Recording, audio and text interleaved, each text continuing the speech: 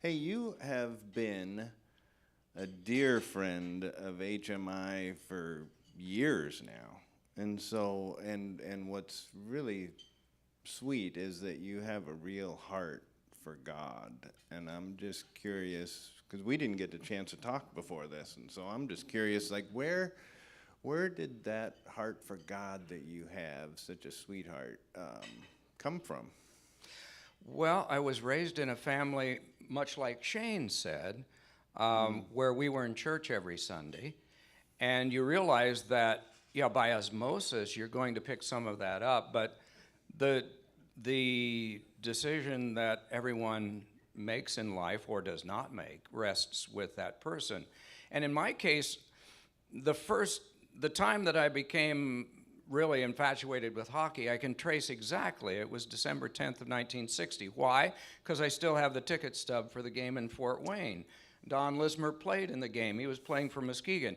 But this because it was a series of meetings at our church. In some places they would call them revivals. But it was just a calm meeting at our church. And afterwards, I went with my mother, and the gentleman who was speaking that night was named Reverend Barker, and I was either 8 or 9 years old.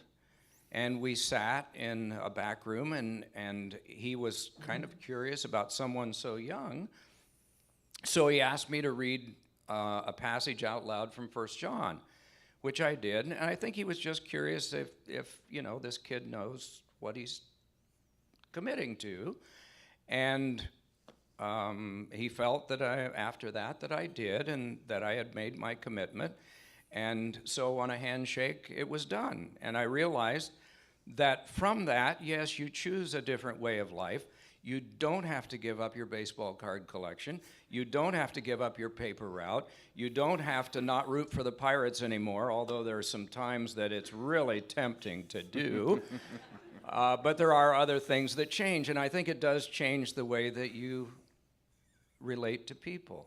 I think it is a part of it. I think you do change how you are with people. It's not perfect, and you realize sometimes you really do a bad job of it, but that's a part of examining who you are each day and trying to be better.